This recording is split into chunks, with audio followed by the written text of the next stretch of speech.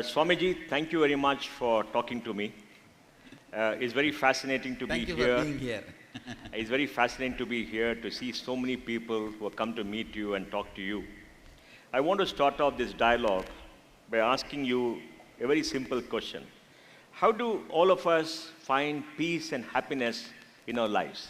What is the magic that we need to do to be happy and to be peaceful within? Happiness is actually a alchemy process in us, independent of any external happening.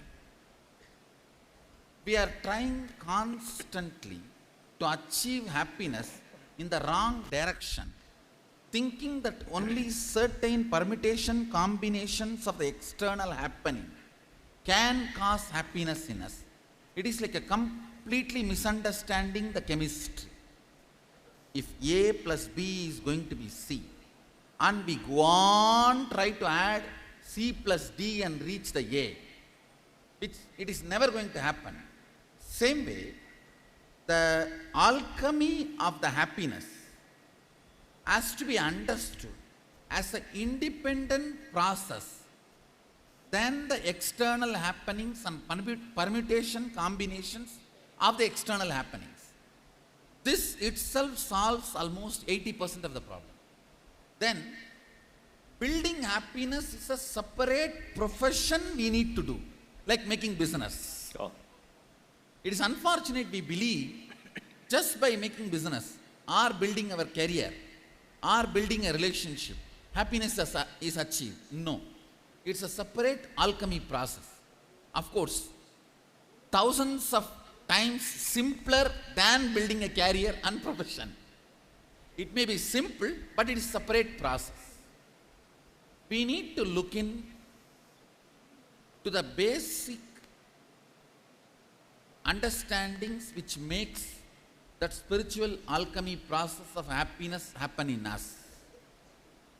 Maybe looking into that and following that science, happiness can be developed, and developing happiness can be the first fundamental foundational requirement even to develop our business and career and all the other things. Because if we develop happiness, peace will be side effect. Peace itself is not main effect. Peace will be side effect. That will equip us to handle all the things we need to do to build our career, profession, relationship and all that. Without building the happiness inside, if we directly start building external things, one, tremendous stress. Second, even after achieving the goal, we suddenly feel whatever we lost in the path is too much to reach this result. So that leads to frustration. I call it depression of success. Oh. Successful, but whatever we gave up looks too much we gave up to achieve this.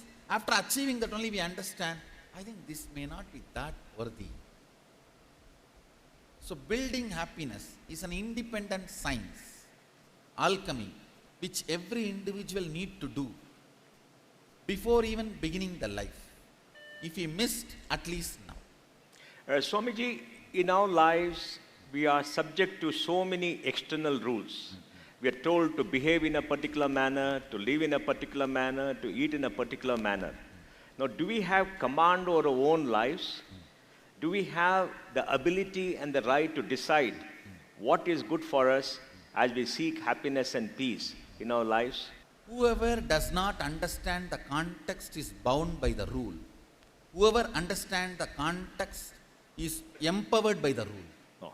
Any rule, whether it's a traffic rule or dressing rule or eating rule, any behavior, any rule, if we do not know the context why it is formulated, that will be binding us.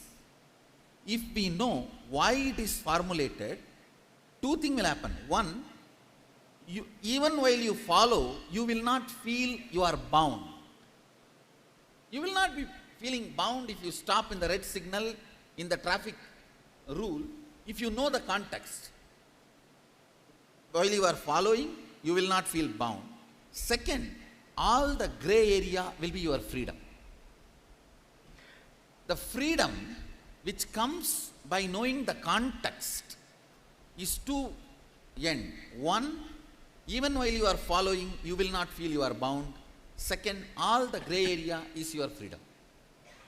But when we don't know the context, even while we are following, we will feel we are as slaves, and we do not know the gray area, and we do not have the freedom or command over the gray area. At end of the day, even powers is nothing but knowing the gray area of the cosmic rules. When we know the context of the cosmic rules is dharma. When we know the dharma, even if you follow the rules, you will not feel bound. And because you know the gray area, you know where to play. Knowing where you can play and where you need to obey itself is a power. Swamiji, all of us want power in our lives. We want control, we want wealth, we want people to listen to us. And this need for power in all human beings is the root cause of much conflict. Because this power is exhilarating. How do we overcome this need for power within our souls, within our body, within our lives? See, first, when we are not able to handle ourselves, control ourselves, when we are not able to come to a relationship with ourselves, we are trying to do this to others. For example, when we are not able to handle ourselves, if we are trying to behave like giving upon us, we will give upon the society. If we are trying to behave like controlling us, we will control the society. How we feel with ourselves, the same way only we will feel with the world. If somebody is trying to control others and feel controlling others gives them joy, there is a deep vacuum in them that they are not able to control themselves. So, they are struggling in controlling themselves. When we are struggling to control ourselves, we will also be struggling to control the world. If we come to completion with ourselves, knowing clearly, these all can be controlled. For example, my eating habit, sleeping habit, my digestion, all these can be controlled. But my blood circulation, my breathing, all these cannot be controlled. That is actually good for me. When we know, I myself put something in automatic gear for my own benefit. So, this what I put in automatic gear is not binding me. It is actually some of the responsibilities off from me, which I decided. For example, our breathing pattern, our blood circulation. We put all of them into automatic. By us, it is our decision. We put them in automatic so that we can attend to something else. End of the day, coming to the source of everything, context, and understanding everything we are responsible, makes thousands of things clear. When we start getting complete with ourselves, we will manifest the same completion with others. When we are not able to control ourselves, we will try to control us and control others. When we are not able to control ourselves and we give upon us, we will give upon us and give upon others. Everything, the way we behave, whether in a traffic signal or in our career or in our relationship, everything finally boils down to how we cognize us. How we behave with ourselves. Our idea about us is the source from which all this manifests. Even the need for the power is not always going to lead to a completion space or happiness space. We know. We know. Yes. But know. Still. We do it. we do it. I should say it's a blind spot. Blind spot. We know our goal is not going to make us feel the way we want. See, we want certain feeling at the end of the goal, and we want something as the goal, even though we know this feeling and that goal is not going to come together. Sometimes we just start traveling towards any one direction. So I should say, it is more or less our own blind spots, based on our blind spots inside us. Inside us. But Swamiji, we live in a society. Now we have relationships. We are children of a parent. We got friends. We marry. We have spouses. We have children. We have colleagues. We have gurus. Now, this need to find peace within, how does it correlate with the need to have relationships? Can you let relationships dominate your life? How should two people deal with each other when they live together? They're part of a family. With whoever we live, if we are remembering somebody or seeing somebody more than thrice a day, we are responsible for how they feel about us. We are responsible. Yes, sure. Because they are part of us. Oh. See, when you cognize everything, for example, if you cognize your peace, can you exclude your spouse and kids and cognize your peace? No. If you cognize your happiness, can you exclude them and cognize your happiness? No. So if somebody is part of your cognition, they are part of you. We are all together. They are part of you, us. They're part of us. Us. Whoever is part of you, when you cognize your fears, can you exclude them and calculate your fears? No. Something happens to them is also your fear. Yes. When you cognize about your joy, can you exclude them and cognize? No. So whoever is part of your fear, your joy, your pleasure, your pain, everything happening to you is part of you. So how you feel with them, you feel about them, how they feel about you, for that you are responsible. Unfortunately, we always think, why should I be responsible for what they think about me? Yes. Which is, see, you don't need to be responsible for the person who goes in the street, passerby. How he feels about you, you are not responsible. You don't need to be. Yes. Because he is not part of your life. Yes. But everyone who is part of your life, now all the titles you describe, spouse, son, father, daughter, guru, all these relationships are not passerby people. People who walk in the street. They are part of your very cognition. In the cognition, if they are part, how can you not be responsible for how they hold you or perceive you? The biggest blind spot all of us have is whoever is part of our thinking system. See, for example, when you visualize what is your joy, whoever is part of them, part of that visualization. When you visualize what is your fear, whoever is part of that visualization. When you visualize what is your happiness, whoever is part of that visualization, we are not even taking responsibility for what they think about us or how they hold us or how they perceive us. Taking responsibility for everyone who is part of our cognition, how they feel about us, how they hold us, how they expect us, bringing completion in that. Means, if they are holding us in some way, expecting us to be something, either you make them understand that expectation is not going to become real, or if you are very sure you are going to make it into reality, giving it as a commitment and removing the insecurity from them. This is what I call completion. Either you remove that expectation, the way they hold you, or you make it as a very vocal, oral, clear-cut commitment, and you stand by it. This removes, I can say, 99% of the incompletions. But Swamiji, why is there conflict in families between two people? But in spouses, why do people break up, don't live happily? How do you handle conflict and what causes this conflict? Basically, you keep somebody as part of your cognition, but you are not ready to take the responsibility for how they expect you.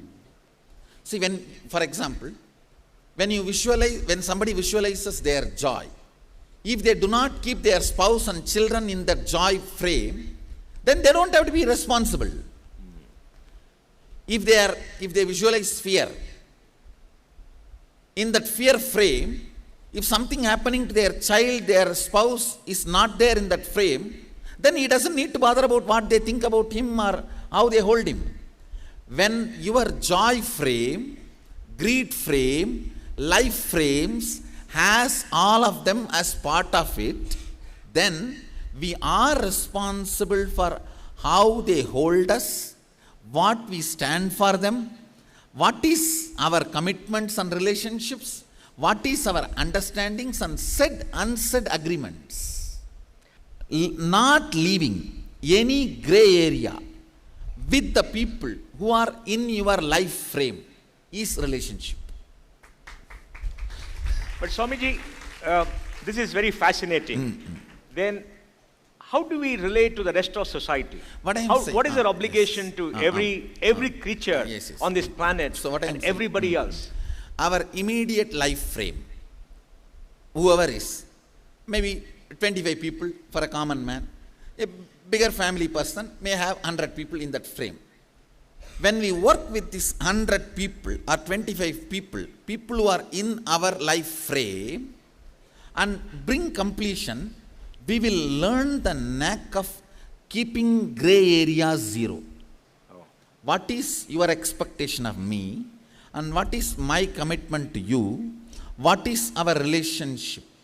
Defining it and living it, what I call integrity. When we work with these 100 people, we know very clearly how to work with the larger group. See, the Pindanda is our body. Our body related, wherever our body moves, these 100 people are the people who are in the part of the life where this body moves. If we bring completion with this group, then where our mind moves, means people are influenced by our thought currents, who are trying to influence our thought currents. We know how to bring completion with them. Then the larger society, ultimately, the whole universe is us. If we can master this simple completion with the Pindanda, means people who are in our cognition. As I said, if you are remembering thrice or seeing them thrice a day, they are part of you. They are part of your inner frame, life frame. Whether your joy, your pain, your bliss, your anxiety, our depression or our excitement, everything is dependent on them. The people who are in the inner frame, if we don't care about them, they can collapse our joy in 2 seconds. One phone call is enough. Yes, yes. That's true, yes. Understand? So then we are responsible. Every human being should start ironing out the relationships, especially people who are in his life frame. In his life frame, this ironing out, this completion, the lowest gray area, will bring tremendous joy, security in relationships among the beings. This will teach an individual how to deal with the larger group. But Swamiji, if we have to find inner peace, we need to be happy. And we have so many obligations to everybody. Where is the time for ourselves? How do we reconcile this need to get along in the life frame, in the personal life frame, in the societal life frame, with our own space as individuals? Happiness is not always time about the time. See, now you made two statements. First, you made a statement, time. Second, you made a statement, space. If we are involved with everyone, where is the time? Then you made the a statement, where is our space? Actually, our space is independent of the time. If our space is evolved, 24 hours we will be happy. Oh. The time we are spending, you see, you feel the time you are spending on others, where is time for me? Because you do not understand, we do not understand, all so-called, all the others are in our frame. Oh. See, end of the day, our whole frame need to be happy for us to be happy, because that is what we call happiness. It's an extension of our own persona. You see, when we close our eyes and visualize what is happiness, we say, my son will be very happily sitting next to me. My spouse will be very happily talking to me. We will all be there somewhere in a vacation. Whatever you visualize, for that frame to become reality, you need to work in every person involved in that frame. Yes. So how can you call that as spending time on others? Yes. End of the day, the frame we are trying to make it as happiness. We need to take the responsibility for the whole, and working on all the people who are involved in that frame has to be only addressed as working on us, not giving time for others. Oh, okay. Because, see, or we should have a frame. I'll be all alone sitting in Himalayas in a alone cave, that is my joy. If we have that as a frame, then no problem. No problem. No problem. We don't need to work on anybody. We don't need to bother about anybody's happiness. And, What is our frame of happiness? and we define it. That we define. So when we define our happiness, we have all the people inside. But when we need to work, we think we should be working only on us, not on others. That's a blind spot. That's the blind spot. That's a blind spot. What is your life frame? So let me be very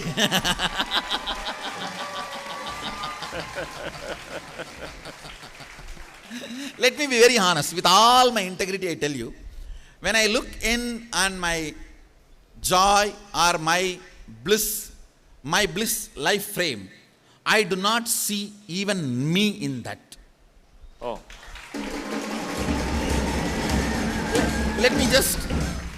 Let me explain. When I look in and see, even this body is not in that frame, so what goes on to this body also is not going to affect my joy frame. oh, My joy frame is such a permanent bolted in my consciousness. All I need is even just a remembrance of my existence for me to be in joyful. So for example, for some years this body will function, then some years after that it may not function, it may stop functioning, but that is no way stopping my joy frame, because even this is not part of my joy frame. I understand. Yes. Then you may ask, then what for I am working? Yes. I am working casually. Whoever comes in front of me, I will try to make them joyfully. And I will be working with all my integrity, but I am not bothered if they don't become joyful. Oh, Because I don't feel even this is inside my life frame. So even this is an extra.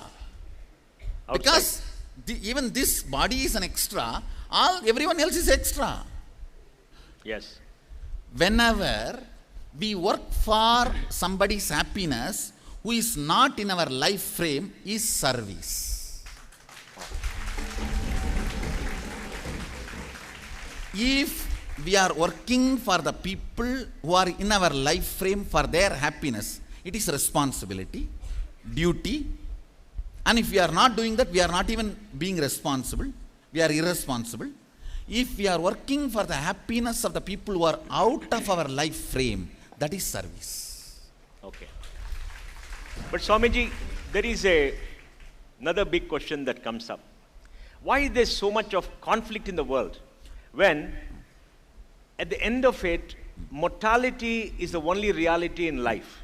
We are born, and over a period of time, the body disappears, we go away. But why is there so much conflict when I we should know that say- everything ends somewhere? I should say, all conflicts is the blind spots of the individuals fighting, showing only others' blind spots without showing their own blind spots. For example, there is A and B. A has blind spots, B has blind spots. If A sees his own blind spots, it will lead to completion. If he sees only the B's blind spots, it leads to conflict. All conflict is nothing but inability to see our blind spot and too much of third eye on others' blind spots. See, when it comes to seeing others' blind spots, we use 3 eye, 4 eye, all eyes. When it comes to seeing our blind spot, we don't even use 2 eyes. 2 eyes. End of the day, all conflicts, whether it is a conflict in the level of the home, should we have coffee or tea? Should we have pizza or burger? Idli or dosa? Starting from there, should we have this party or that party? Or this economic policy or that economic policy? Capitalism or communism? Whatever. To that level, everything is nothing but inability to see the individual blind spot or collective blind spot. For example, I have a blind spot that I don't want to work, but I feel everything exists, it should be shared to everyone, even though I have not worked for it. So it is an individual blind spot. Many individuals who have the same blind spot gather together and start communism. Understand? Now many individuals who have the same blind spot, they just help each other, support each other, they feel so comfortable with each other, and then they decide, come on, let's all start a group.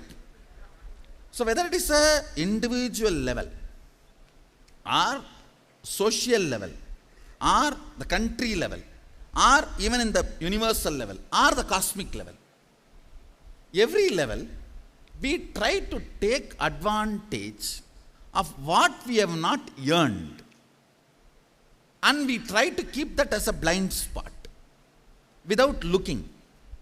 That is what leads to conflicts. Whether it is available resources or man-made resources like money, the concept of money, or the natural resources like water or land or minerals, whatever. End of the day, not seeing our own blind spot creates incompletion, and not only not completing it and seeing others' blind spot create conflicts, and many people of this level ganging up creates communism. Swamiji, this raises Swamiji, this raises another important question. Yes. Why are some people so successful and many people are not so successful? Is it a lack of ambition, lack of energy, lack of self-realization? Why does success come to... I should say,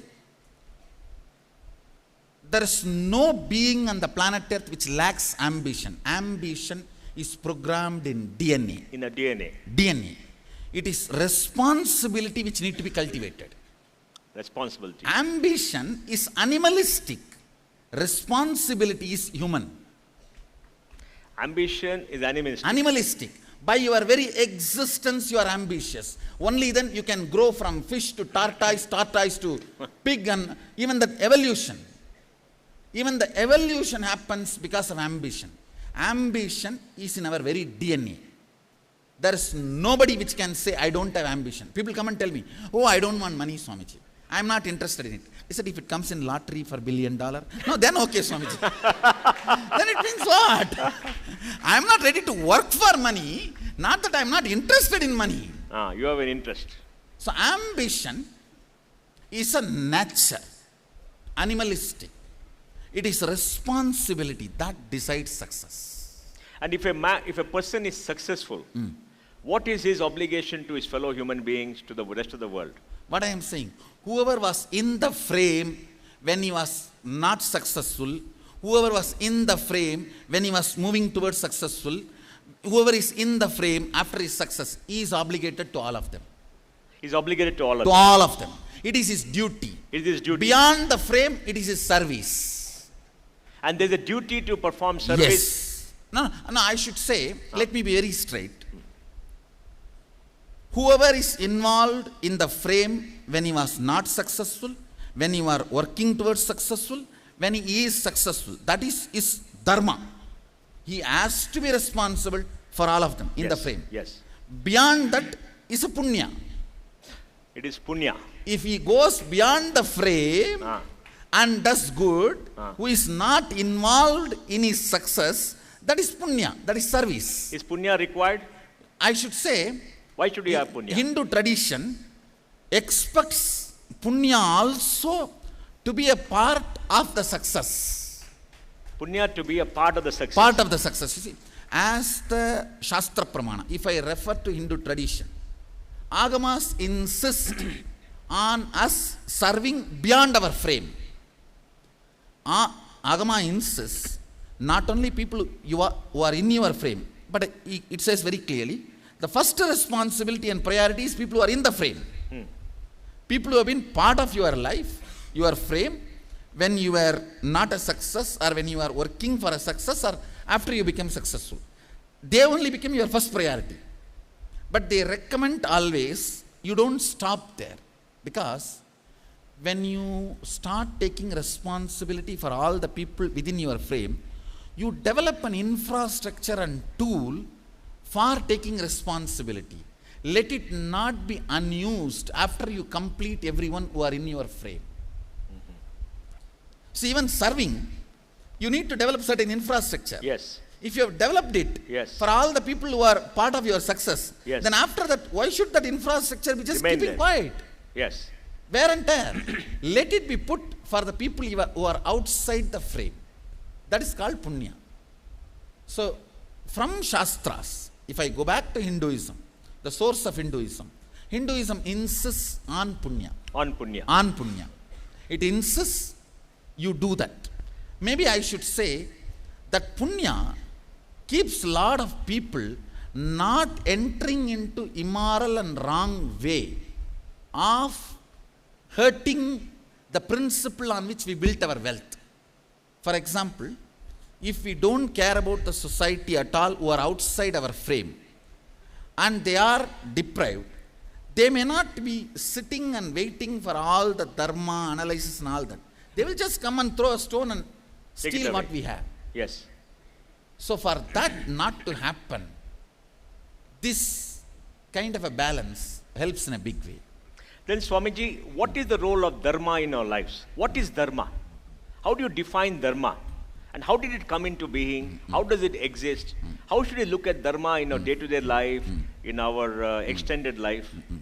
See, if I have to give a literal meaning of the word dharma, I should say natural law of life.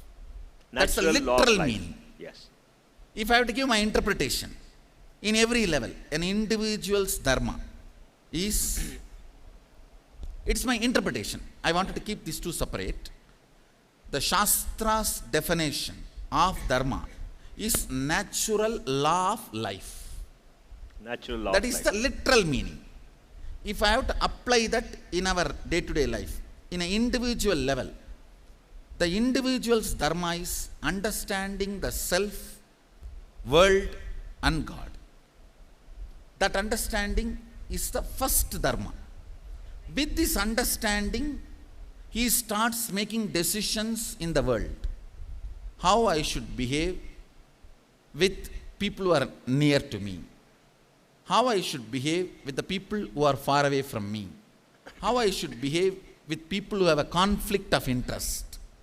All these cognitions, decisions, he comes to based on what he thinks as himself and world and God. Jiva, Jagat, Ishvara. Understanding these three is a basic dharma of an individual. Then the dharma comes, means next level. What is our dharma towards the society?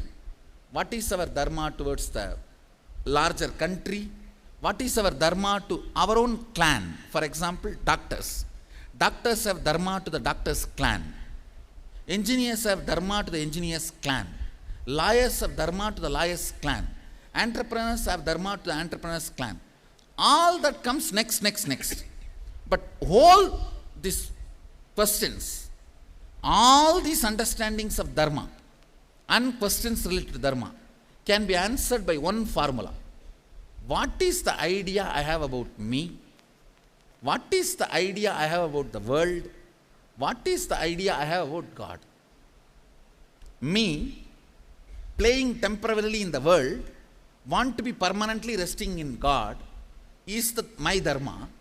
For that, how I should behave with the world, how I should behave with me, how I should behave with God, should be the scale with which we measure at every moment how we should behave. Swamiji, we learn in the epics that when dharma is overtaken by adharma, avatars come. We get a new being who comes and restores the balance. How can this balance differ and become one-sided, adharma getting more than dharma? How can it happen when people are in a constant move to live as per dharma? Natural evolution happening to the next level is the natural law of life. We not allowing that natural evolution in our day-to-day life is called patterns. Oh. For example, naturally in this age, this should be my ambition. When you are young, if you are not liberal, we don't have heart. After 40, still if you are liberal, you don't have brain. No, these are all the natural evolutions should be happening to us. Conservative. It should be happening to us. If we are not letting the natural evolutions happening to us, it is called patterns. Too many people are not letting the natural evolution to happen is the cosmic pattern. Whenever an individual is stuck with the individual pattern, to break that pattern and liberate him, Guru appears in life. Whenever the universe is stuck with an universal pattern, to break that and liberate universe, an incarnation appears.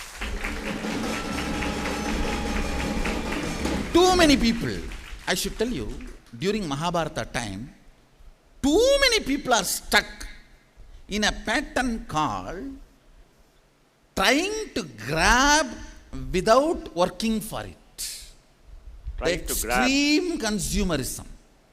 Anything I see is mine, I do not need to work for it. The extreme consumerism was becoming a mainstream thought current. And it was becoming a strong pattern where the production has dropped more than 90%, but the need and the demand and the greed and the grabbing in any method is becoming lifestyle.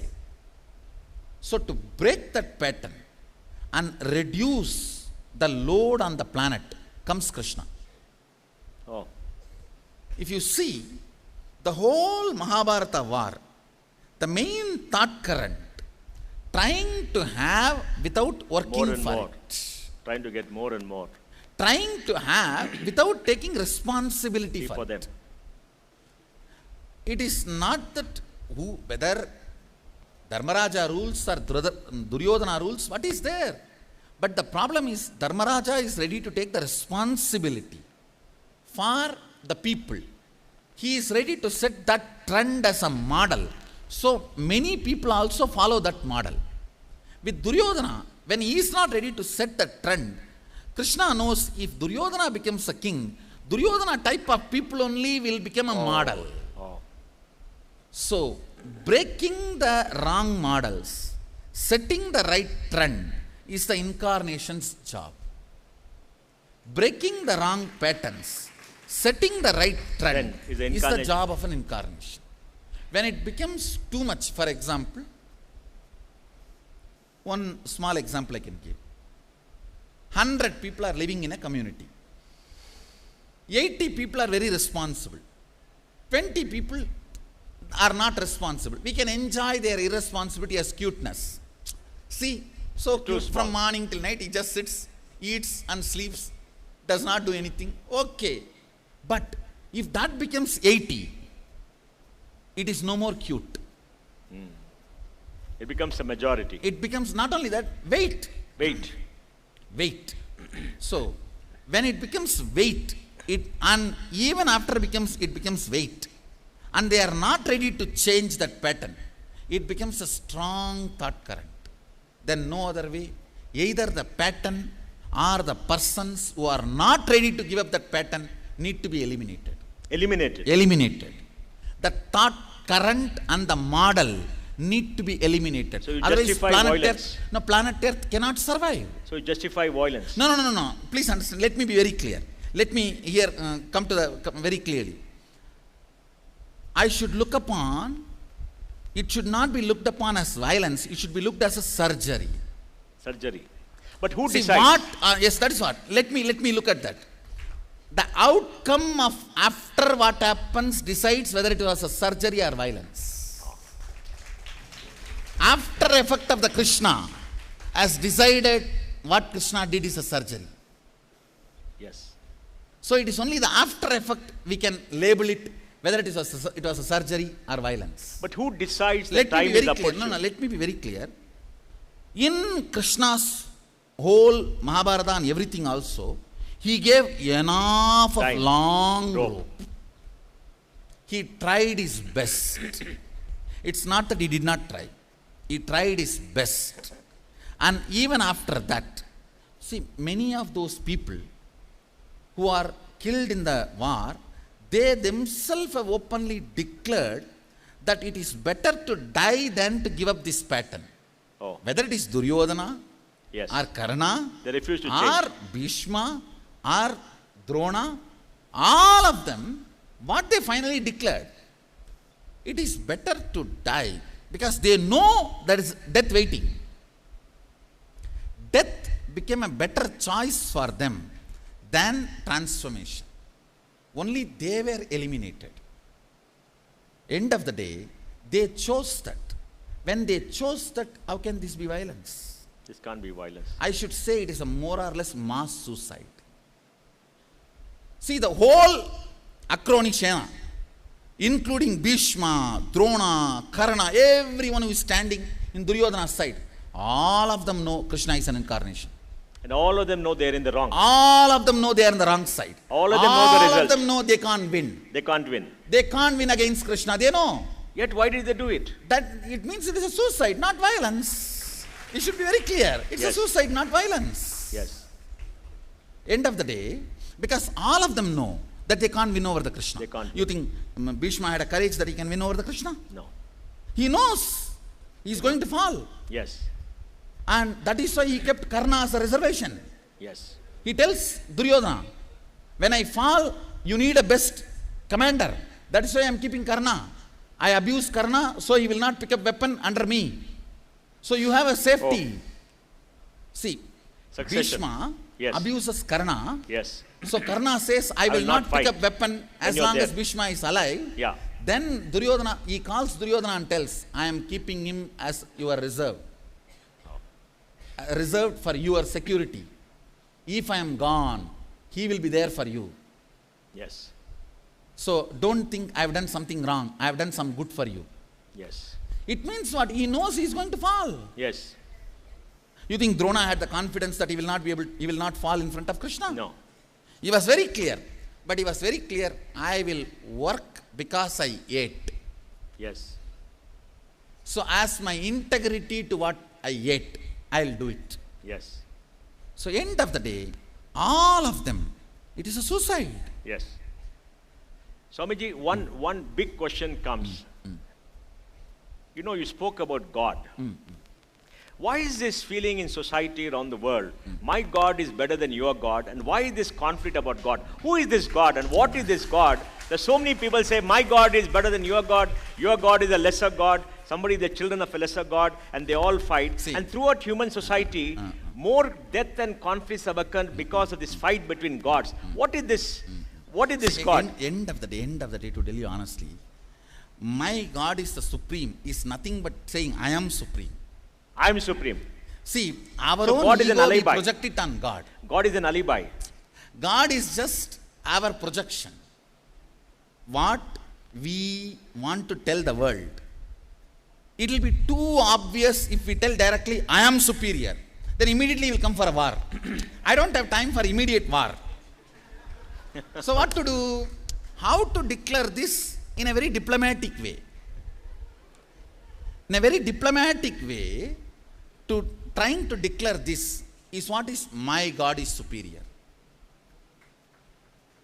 The whole, if you analyze thoroughly the whole Hindu tradition, the beauty is the whole, whether it's a Upanishads, Shaivism, Vaishnavism, or the Sakta, or Ganavatya, all the Sampradayas and Paramparas,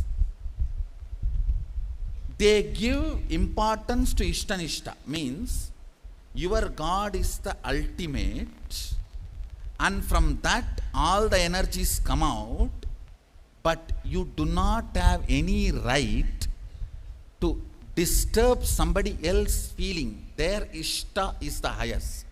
Oh. The Ishtanishta is never allowed to become fanaticism. See, the Ishtanishta, for example, if it is a Shiva temple, Shiva will be ultimate. All the believers of Shiva will be worshipping him. And no doubt, in Jagannath temple, Shiva is the guardian. Guardian. Yes. Yes. If you see Brahma and Shiva, Yes, yes. both of them stand outside as Yes, guardian. yes. In Tiruvannamalai temple, Brahma searches the Shiva's head and Vishnu searches the Shiva's feet. Yes. The Ishtanishta and the universality of the supreme principle both coexisted in Hindu Sampradayas. If you see, our Ishtanishta was never allowed to become fanaticism. If I go into more details and Shastra Pramanas, it is very clearly declared, you have all the right to see your Ishta as the source of all the gods and goddesses, but you do not have a right to put this as an ultimate truth on others. On others. So It it's is very very clear. individualistic. It is not, we call it subjective truth. Subjective truth. It's a truth for the subject. It's a subjective truth. And ultimately, all Sampradayas, including Shaiva, Vaishnava, Shakta, all Sampradayas agree, divine is beyond any forms. It is for our devotion, he assumes the form. Like a water has no solid form, but when the cool breeze happens on the water, it takes a freezes. shape of ice. Yes. So our devotion gives this form. Behind this, the source has no form. Has no form. Source is beyond form. Our devotion gives this form. Even the greatest devotee knows the form with which he is worshipping will lose its form when he loses his form. Oh. See, as long as I have this form, I need a form. So I relate with it. At one point, both the forms will merge into the source. We call this Jnanavarishta Bhakti. If you see, even a common villager in Hindu tradition will have this Jnanavarishta Bhakti. If you see this, you will see in his house many gods in his puja room. I should say, the future of the humanity is not for one God religions. It is for either many God or all God religions. All God religions. So there'll be no conflict. Not only there can be no conflict, there can be even understandings, higher understandings evolving. Not only no conflict, there is something called higher understandings. Means each of the God is infinitely powerful, potential, and this infinity is not bound by only one. Infinite infinities. Infinite infinities.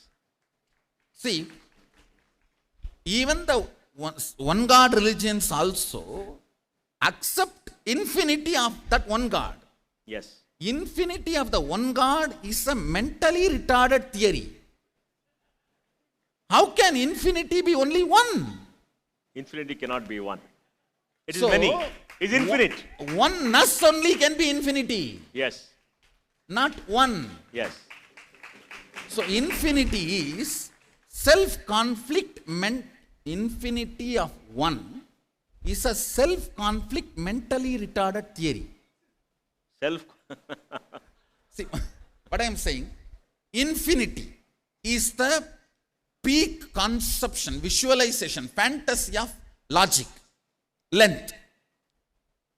When somebody's logic is very, very deep and broad, the highest he can grasp is infinity. Unfortunately, his whole energy is sucked by the intellect.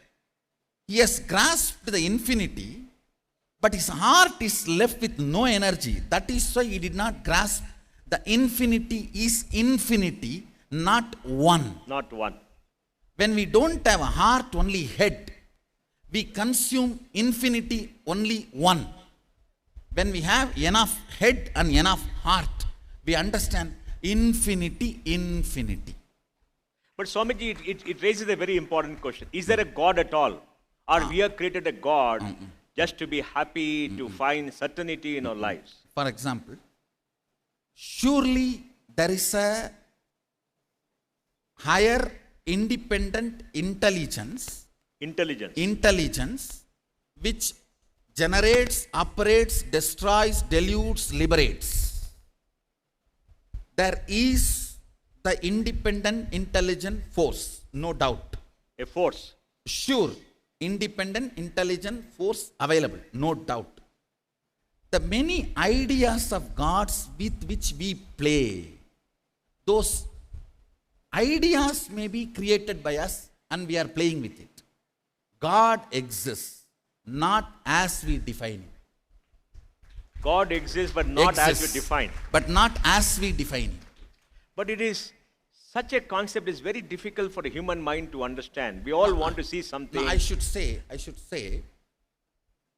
it is very easy for human mind to understand, very difficult for the people who have not yet evolved to be a human being, but in the human frame to understand. Does the avatar have God, or is the avatar a manifestation of God? I should say, avatar is the Vyakta component, means manifest component of the unmanifest God. Of the unmanifest God. See, avatar is the statement of God. God is the state of avatar. Explain to us, Swamiji. Avatar is the statement of God. Yes. Manifest of unmanifest. Yes.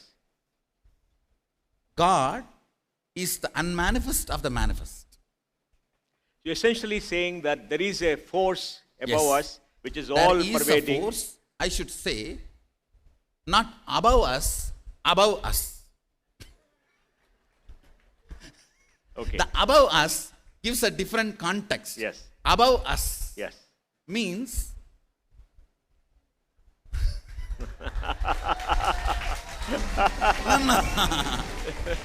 see, what is unmanifest in all of us? I should say not even this way. It's a this way or this way. That means it's everywhere. See, It's everything. is when I say above us, it becomes like this. Or I should say, the air we are all breathing, the space we are all in, as independent life, the source of that life is God. There is a source. There is a source, and it is intelligence.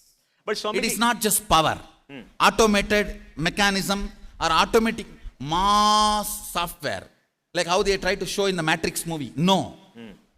It is not a large automated matrix. No. It is an independent intelligence which can make decisions, and very which large can decisions. intervene. Large decisions. What I am saying, not only large decisions, you see, it can make the decisions as big as moving the planet Earth closer to sun or far away to sun, and it can make decisions as simple as removing one small Rudraksha from this bead. It is capable of micromanagement and macromanagement. If it's capable of micromanagement, what is our role as human beings? Are we all Katputlis? Are we all puppets in a big puppet show where somebody is doing a superior power? Or do we have a right to decide and do things for ourselves? Yes. Now let me, first of all, even in puppet show, puppet is not completely controlled. Puppet is not completely Yes. controlled. Yes. The bit, if the in the puppet show, if it's a 8-bit, only the 8-bit is controlled, not this bit, not this bit. Yes. Yes. Even in puppet show, puppets are not completely controlled. So, in our life also, we are not completely controlled and we are not completely free. There is certain amount where we have a freedom. For example, everything affects our life. We have a freedom to decide. Full freedom. Full freedom. Everything affects others' life. We do not have a freedom. Because others' goodness is involved in it. So everything that affects you- everybody, we don't have the We freedom. don't have freedom. Everything affects our life. If you sit and list out those things, all of them we have a complete control, complete freedom. It's like a cow is tied with a 2-meter rope length. Within the 2 meter, he can sit, stand, grass, do whatever he wants. Within the 2-meter length, if he behaves properly, the rope can become 10 meter or liberated once for all. Yeah. So within the 2 meter, how he behaves decides the length of the rope or the liberation. Same way, we are all empowered with certain freedom. Within that freedom, how much of responsibility with which we behave, that decides whether our freedom length is going to increase or decrease or once for all freed. When somebody establishes his track record, his freedom is only going to do good to others. Suddenly you see he is completely free. No. All the resources are at his disposal. Everything comes to him. Everything comes to him. All the things are under his disposal. And there is no, he doesn't feel suffocated by not having money, time, intelligence, energy, resources, anything which he wants to achieve. I am seeing very clearly. I tell you from my own experience. Whatever I want to do, I am seeing very clearly everything automatically aligns. I just have to see and enjoy the whole fun. If a power is manifesting in this body, I am already seeing the structure to reach this power to the world also gets assembled. Along with this manifestation, that structure also manifests. So I am very clear, there is a very powerful intelligence operating, and that does not mean I am sleeping. I am participating actively only to enjoy. Only to enjoy that. Now, Swamiji, so many people are listening to you. They come here to willing to talk to you. What is motivating them? What is compelling them to come here? What is attracting them to come here? What is making them come thousands of kilometers from all over Don't the you world? think that it is reasonable to ask this question to them and then to me? You understand? This question, I think, they should answer. What are the core values of Sanatana Dharma? Sanatana Dharma is an open architecture, like Balaji says. It's not a closed proprietary system. It's an open architecture. And being an open architecture, it has got multiple manifestation, multiple interpretation, multiple use, and nobody yet knows what it is. Yet it sustains, it promotes, it liberates, it goes on, and is almost eternal. So what are the core values of this Sanatana Dharma? If I have to put the whole thing in nutshell, the essence of Sanatana Hindu Dharma. See, we all accept the Vedas or the introductory literature of Sanatana Hindu Dharma. If I have to talk from the context of the Vedas, the Shastra Pramana, I should say basic, conflict-free, exciting, blissful life with understanding of Jiva, Ishvara, Jagat is Sanatana Hindu Dharma. Say it again. conflict-free, conflict-free, exciting, exciting, blissful life blissful life, with understanding of understanding of self, world, world, God. God, Jiva, Jiva, Jagat, Jagat, Ishwara. Ishwar. With this understanding, living blissfully is Sanatana Hindu Dharma. And living blissfully. Actually, conflict-free and blissful is one and the same, I should say. Okay. Blissful life with understanding of these three is what I call Sanatana Hindu Dharma. Now comes the supplementary answers like a karma theory. What is actually karma theory? Karma theory is nothing but establishing a right cognition between us and the world and the God. What is, end of the day, reincarnation theory? Establishing the right cognition about us, world and the God. All the core values of Sanatana Hindu Dharma, whether it is ahimsa, or satya, or asteya, or aparigraha, yoga, kriya, everything if you see, it boils down to this one core, bringing understanding between Jiva, Ishwara, Jagat, and bringing bliss between these three. Bringing bliss with this understanding of these three is the essence of Sanatana Hindu Dharma. Living happily with Jagat, with Ishwara is all Sanatana Hindu Dharma. Swamiji, does it mean that a simple person who's got a simple, let's say, view of life, and a highly evolved person who's got a very different view of life, all of them can live happily within the same context, or we have to find our own self-realization to be truly happy? Is ignorance also happiness? No, see, ignorance is happiness as long as it is not hit. For example, As long as it is? it is not hit. It is not hit. Let me give you an example. Yeah. In India, many of the compounders become doctors. Like if they work with a doctor for 5 years, they see, oh, stomach pain, yellow tablet. Yeah. Knee pain, green tablet. Yeah. And headache, black tablet. Yeah, rules. He will be a successful doctor as long as the yeah. pharmaceutical companies don't change the color. Ignorance is bliss. Ignorance as is long bliss. as the context does not change. When the context becomes complex, you get stuck.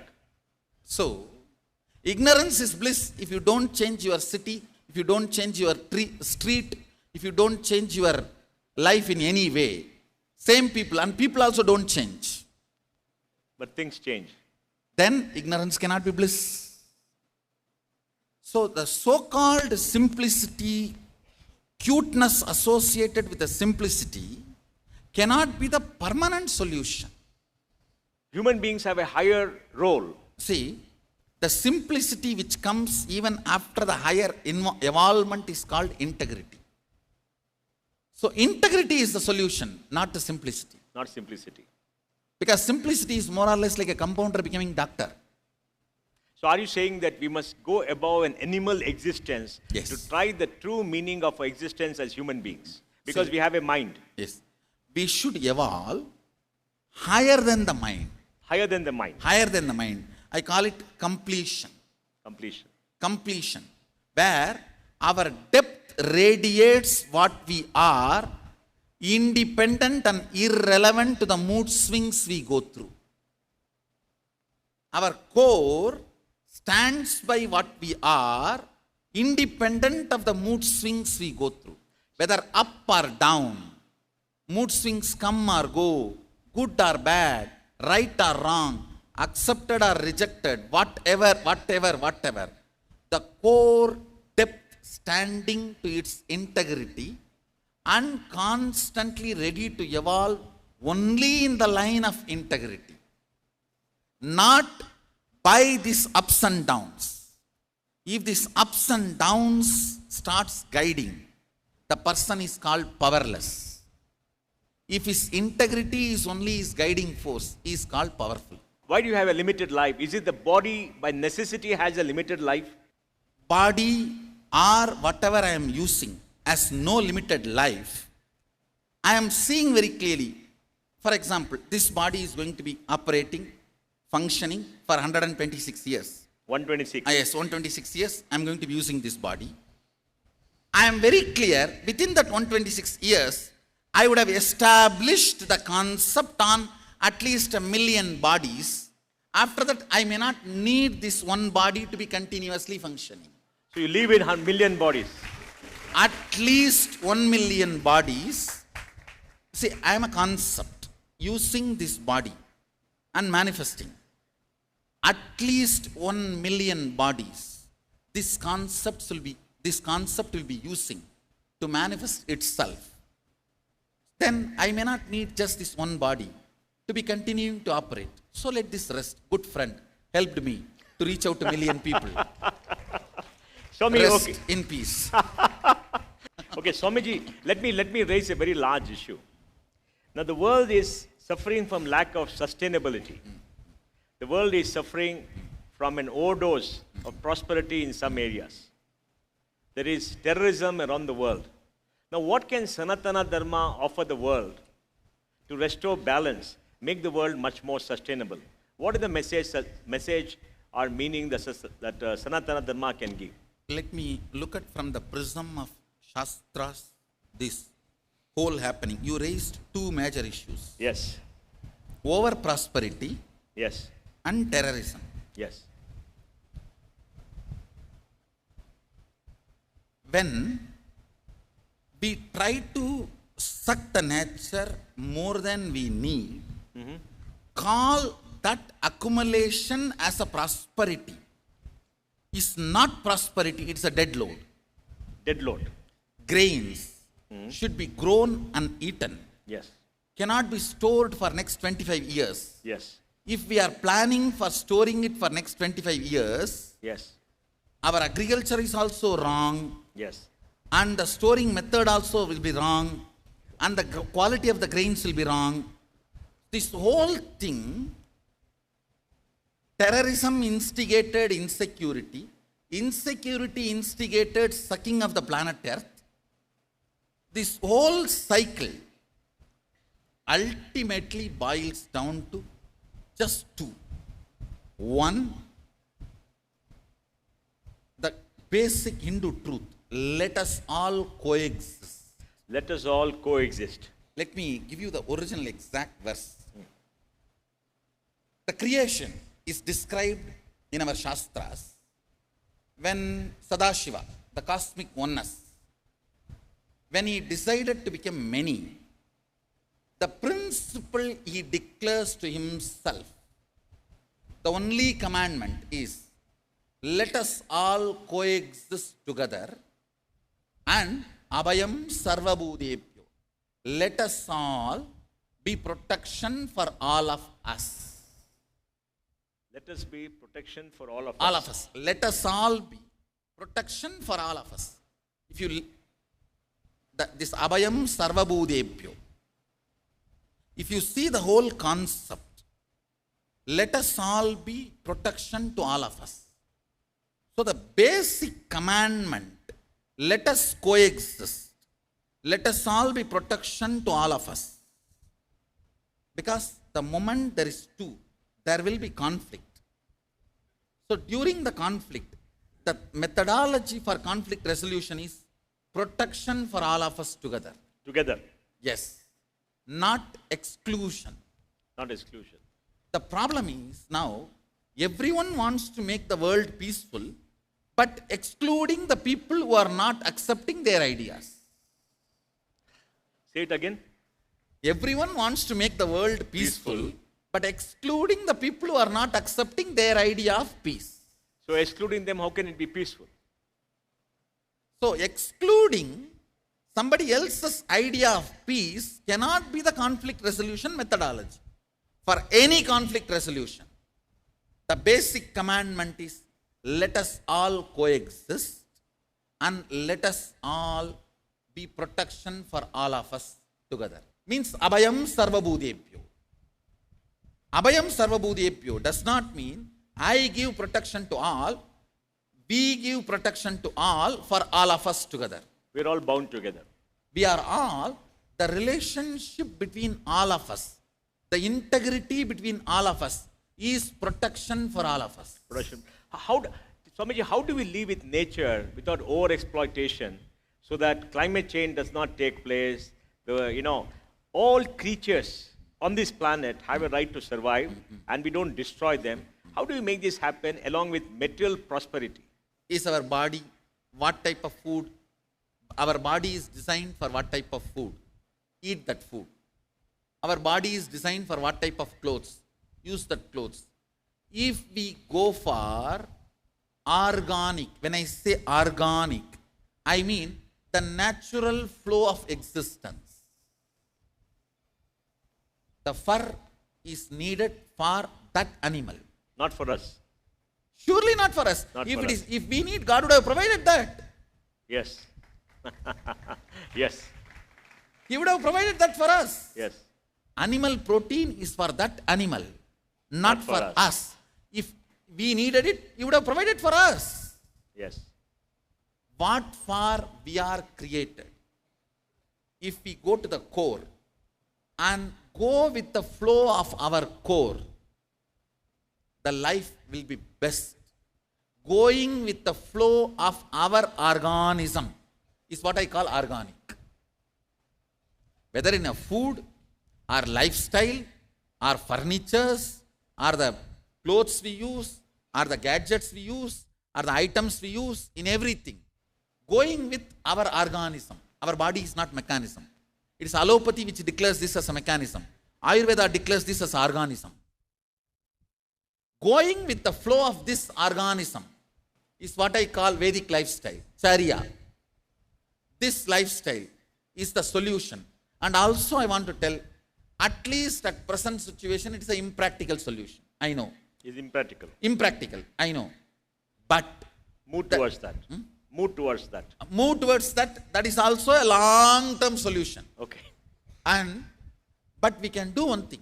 Even small responsible individuals start creating a model. The models can become anytime models and tip the point. Can come to the tipping point. Actually, we always think, how can the models change the society? But till now, if you see, all big changes happen from the models. From the models. So what is your... It is a model. As long as only few people think it's a model. If few more people start understanding it, it is a discovery. If few lakhs of people start understanding it, it's a lifestyle.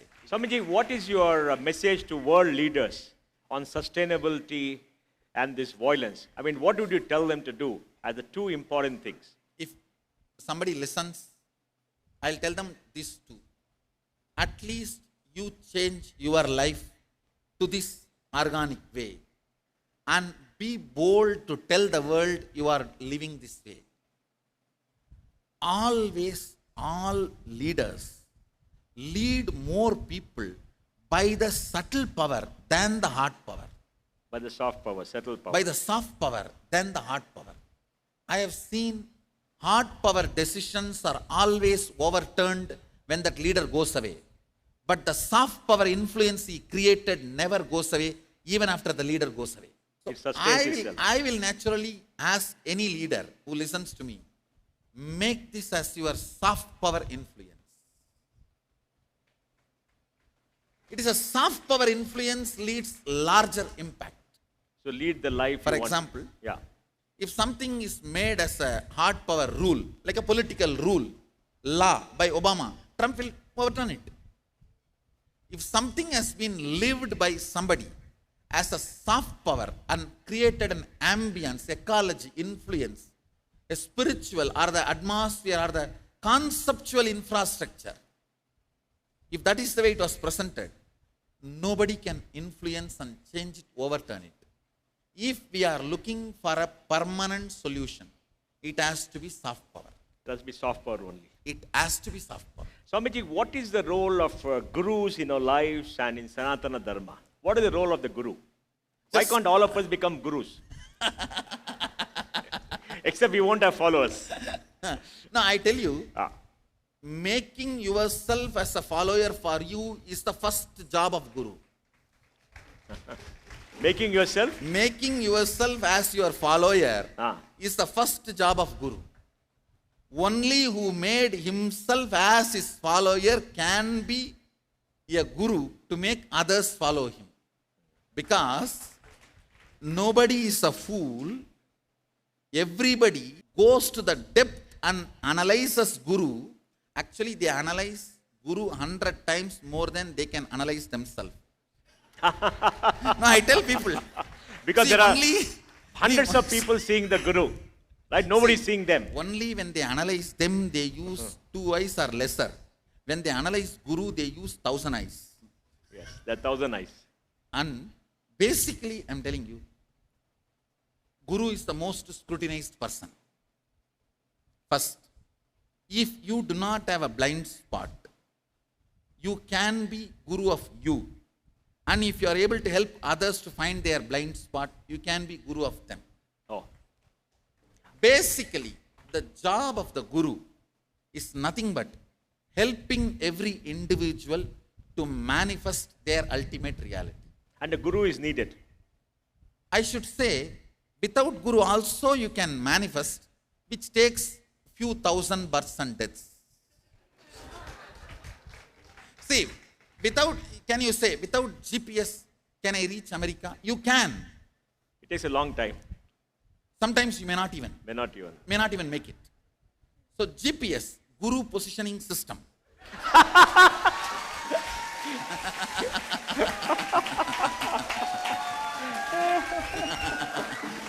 Makes journey easy, joyful, and certain.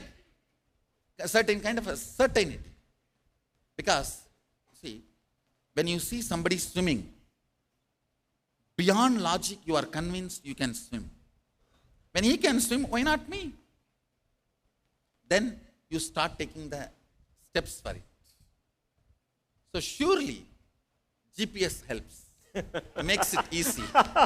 Swamiji, how should followers of Sanatana Dharma protect Sanatana Dharma? Sanatana Dharma now is, some people are trying to work against Sanatana Dharma because Sanatana Dharma is an open architecture, it's an open system. People have one closed system. How should followers of Sanatana Dharma who believe in transparency, in openness, in the freedom of the mind, in the right to decide for yourself, protect the legacy and Sanatana Dharma so that it sustains for itself? Two things.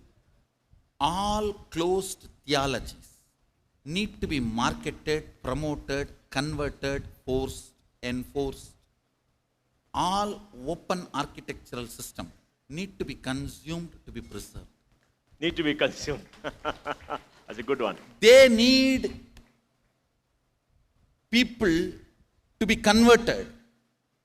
They need to market to keep themselves alive and active. We need to be consumed to keep ourselves alive and active. They need converted people, followers. We need more consumers. More consumers. All we need is people who are enjoying it. This tradition is alive, kept alive, not by marketing, not by conversion.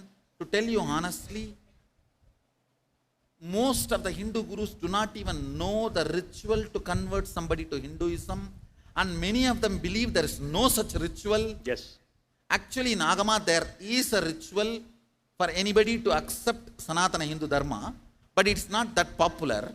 Leave all that.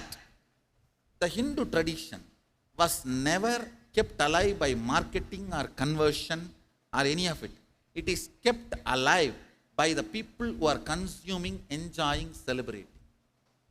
We need more and more people to consume, enjoy, celebrate. I tell you, after the IT revolution, internet revolution, the information, open source, all the informations have become open. Open. I tell you, the new modern mind evolving, only Hinduism is going to survive. Only Hinduism. I am telling you, because this mind is going to scrutinize everything. Question everything. Question everything. Now the freedom is such, 6 months you can be male, 6 months you can be female. Everything has evolved. Yes. So people are looking for choices. People are exploring all choices. And information available. Information. In next few years, I am looking at the whole thing. When somebody becomes 18, he can decide his language, his country, his career, his gender. Why not his religion? Naturally, the new generation is going to choose a religion which gives him enough Freedom. of choices Enough with choices. depth. With depth. Enough of choices with depth. And good or bad, right or wrong, fortunately, unfortunately, only Sanatana Hindu Dharma has that capacity. It can give you choices and depth. It can give you choices without compromising on depth. On depth. On depth. Without compromising on depth, giving choices. That is naturally going to be the... See, So you're saying why we go to mall? Because so many choices. Choices. And the depth is not compromised. The Yes. quality is not compromised. Yes. Yes. So the same quality. Yes. Only Sanatana Hindu Dharma is a spiritual mall. Spiritual mall. Sanatana Hindu Dharma is a spiritual mall. That is heresy. You can give any name. You can give any name. You can give any name. Yes. But Sanatana Hindu Dharma is a spiritual mall. Multiple choices without compromising on depth and quality. So are you saying open system, open source will dominate the world against closed proprietary systems? Yes. Not only open system is going to dominate, I tell you the closed systems are going to be rejected by the consumers. Fortunately, the whole world is now consumers. They Yes. are no more even citizens. They become consumers. They become consumers. See the world, which is the largest city in the world where largest number of people are living. Internet. 2 Yes. billion people are living at it at any given time. Yes. So the whole world is no more citizens of certain religion. Sorry, they are not followers of certain religion. They are not citizens of certain The country. seekers of truth. All, see, the citizen belongs to certain language, belongs to certain caste, belongs to certain gender. All these have become smaller part of their identity. Consumerism is the largest part of their identity. Every man's action, how his actions are inspired, his thinking is inspired. If you go to the depth, see, if you do the depth postmortem of somebody, 2% of his actions are forced, pressurized by what he feels as his religion. 2% is influenced by what he feels as his language. 3% is influenced by what he feels as his age. If you analyze, do the postmortem, the largest percent of his actions and thought currents are influenced by being a consumer. What is good for me? What should be my actions to make me better? The consumeristic idea. So that has become the largest driving force of the human being. That is why I am saying only Hinduism has a future. The consumeristic brain, only if we are able to cater to them, we have a future. Yes. Any ideology, any theology, which can stand the demands of the consumeristic brain, only that is going to be the future ideology and theology. That is going to be Agamas and Hinduism. That's fascinating, Swamiji. That's very fascinating. You will see, because it is not that Hinduism does not have rules. It very clearly says rules is only when you are not able to handle yourself. For example, you are not able to wake up in the morning and do yoga. Then a rule comes, you have to do cold water bath in the morning and do yoga. Oh. But once you start enjoying yoga, the rule is not there anymore for you, then you are given the context, maintain your breath this long, blood pressure this much, and this should be the way of your bowels functioning. This is all is health. You continue. Then nothing comes. After that, no rule. No You rule. are given the context and you can manage that with your breathing, with your exercise when you want, what do you want to do. So the Vidhi Nisheda is given only when you are not able to handle yourself. The moment you are able to handle yourself, you are given jnana and given freedom. Charya, lifestyle is only in the initial. Then you are given vidya, jnana and given freedom. The religions which work in this fashion only as a future, and if any religion want to survive the consumeristic brain of the new generation, please come and adopt the structure of Hinduism. An open architecture. And I am also seeing many of the liberal groups from other religions are slowly absorbing our style. See, by conversion, by promoting something being marketed, all is old style till the Second World War. There is not going to be a Third World War. No. We no are third very war. sure. Very sure. When we are very sure there is not going to be a Third World War, the religion spread by marketing, conversion, cohesion, all that has no future. Yes. Because their infrastructure for spreading is no more useful for human society. Humans are rejecting. And the infrastructure we built for generations, 60,000 years for our survival, is becoming now useful, and that is what is being consumed by left and right. So the future demand and the infrastructure we built are fortunately matching. That is why I am saying only we have future. That's very interesting. See, for example, even as initial level guy, my brahmachari can sit and do Vakyartha Sadas. Vakyartha Sadas means convincing the consumeristic brain that this is the best technology and software to adopt to run your life. What is religion? The best software to run your life. Software for being is the religion. Software for being. Software for the being. So, even my brahmachari can convince any being this is the best software available. It is not, see, if other closed sources are Windows 1, this is not even Windows, it's a door.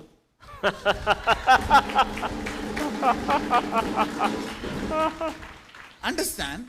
Now human beings need convincing and adapting. When they adapt and see the Sakshi Pramana, this was the infrastructure we were building for 60,000 years. We did not build big weapons to convert people. Fortunately, it's like suddenly overnight, the alternative for petrol is discovered. All the roads are now waste. All the petrol vehicles are waste. Yes. Suddenly we have invented a method. You wear it something like a shoe and you raise yourself 300 feet and walk and reach where you want. What will happen to the whole petroleum and car industry? And the roads? Redundant. Not only redundant, all the years they spent in that is waste. Gone. R&D, everything is waste. That is why I am saying, the religions which evolved a systematic theology, books, beliefs, even all these are infrastructure. See, when certain beliefs are given down the generations, it becomes a biomemory of that group. Yes. So all the religions built, they are spreading and marketing on weapons, wars, killing, whatever names they may give, all that.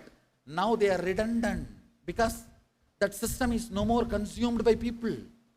People are looking somewhere else. So what is going to be consumed by people is Vakyartha Sadas type of marketing, means understanding and discussion and debate. That kind of a marketing.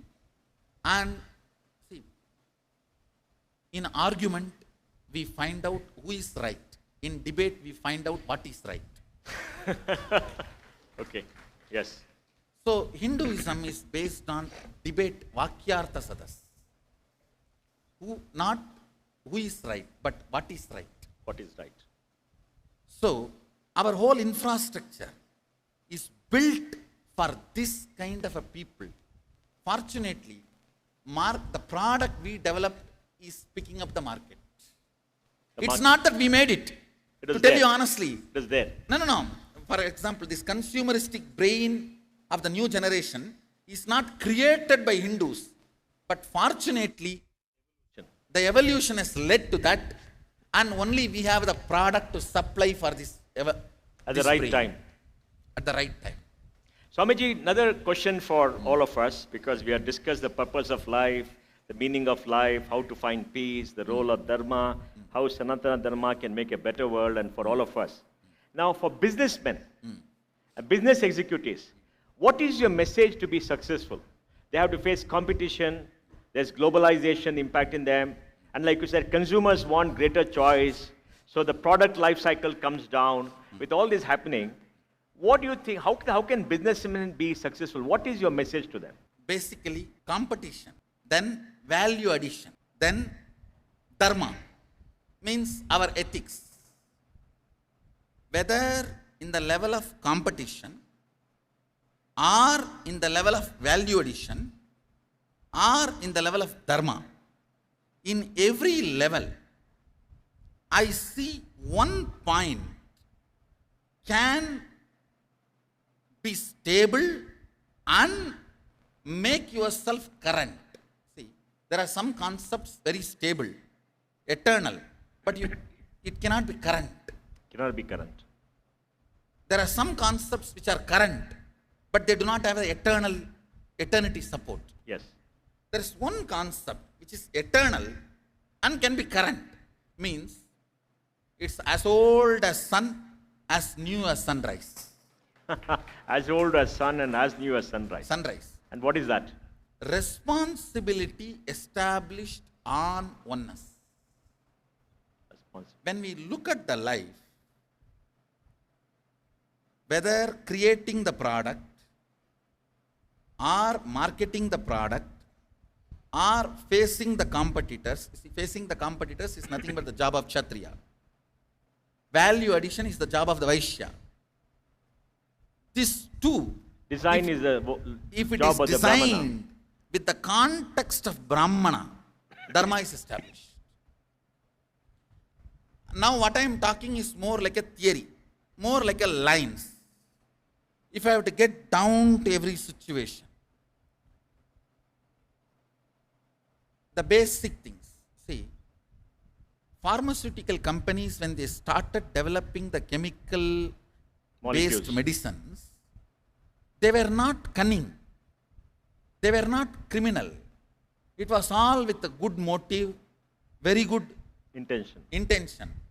But when the huge marketing infrastructure is established, and they do not have enough product to supply and sustain the marketing infrastructure, now they are forced to retain their marketing infrastructure. So then morality and the need is compromised.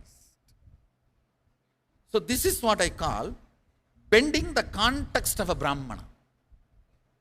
If the Brahmana's context is not bent, and if they take the brunt of, we don't have enough product to supply to maintain this marketing infrastructure, it might have been a hit for them in one year.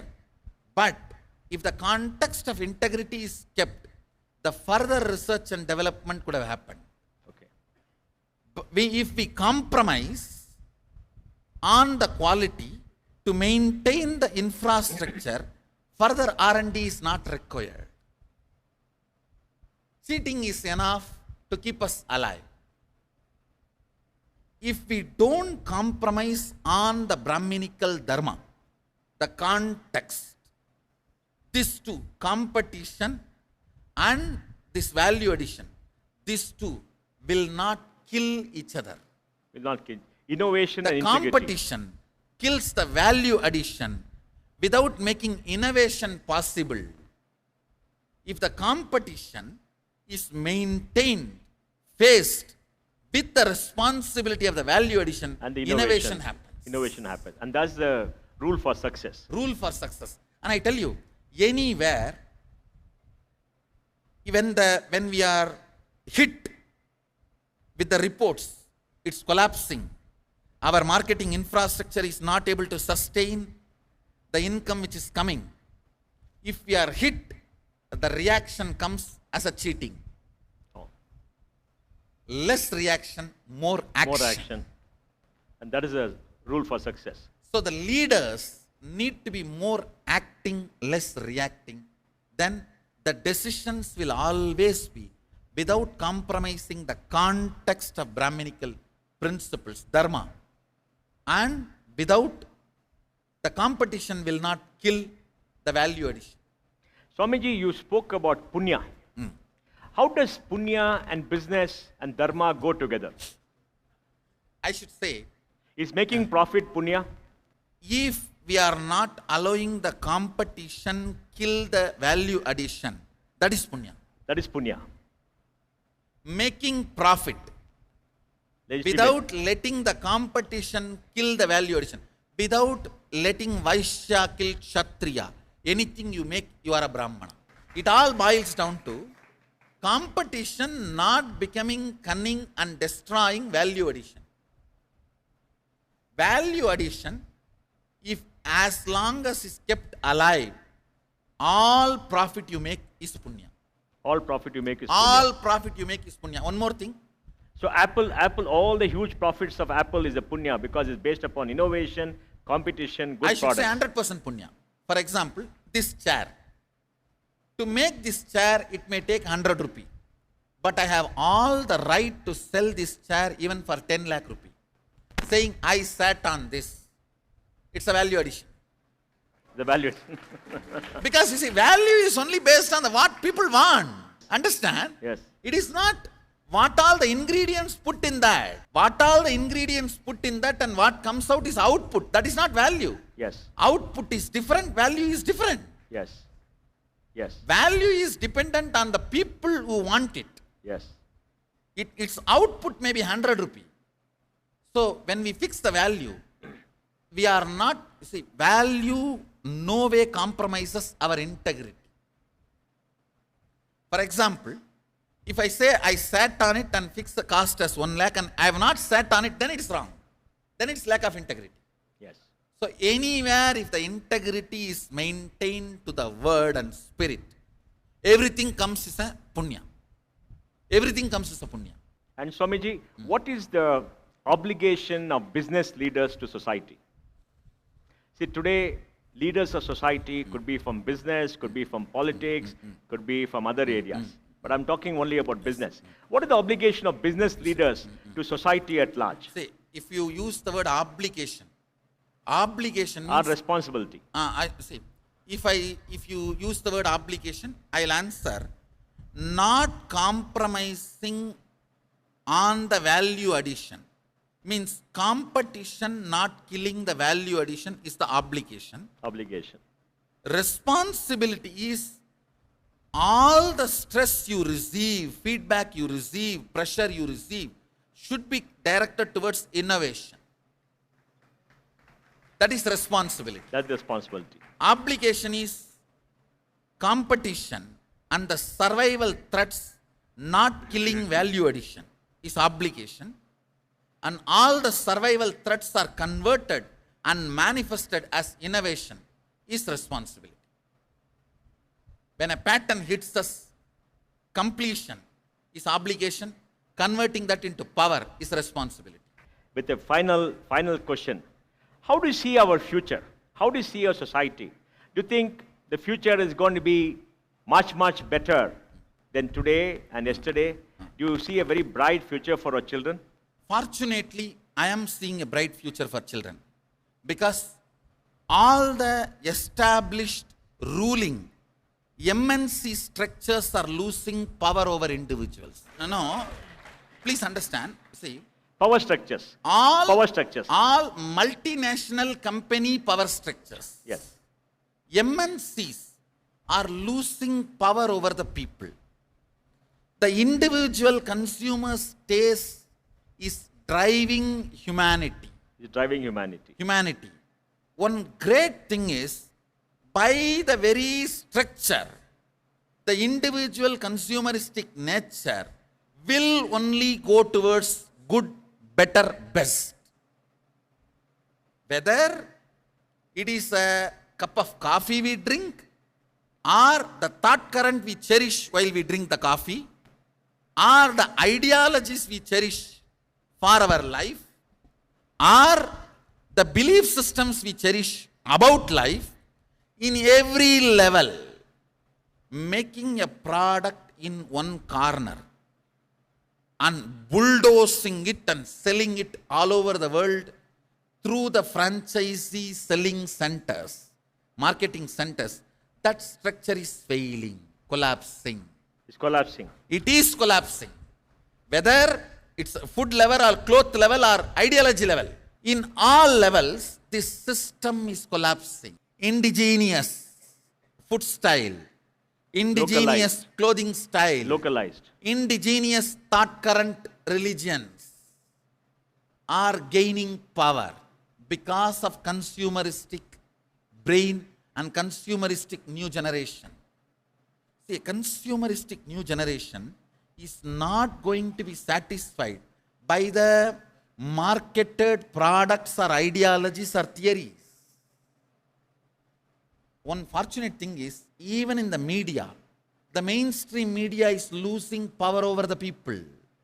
A corporate media house, which is established infrastructure, need to compromise on truth to retain their establishment and infrastructure, is losing power over the social media guy who has only one iPhone and who is able to put anything he wants in his blog, in his Facebook.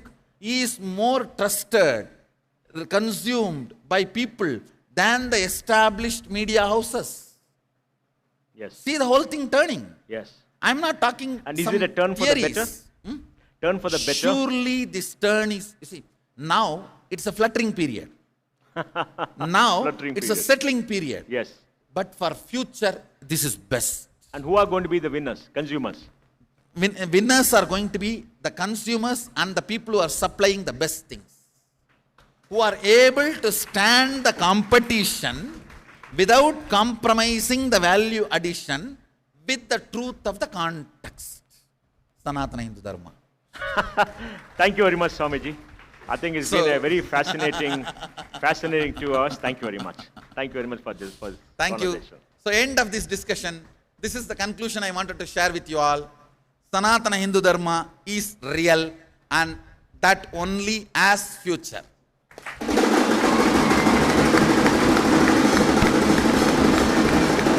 Thank you all.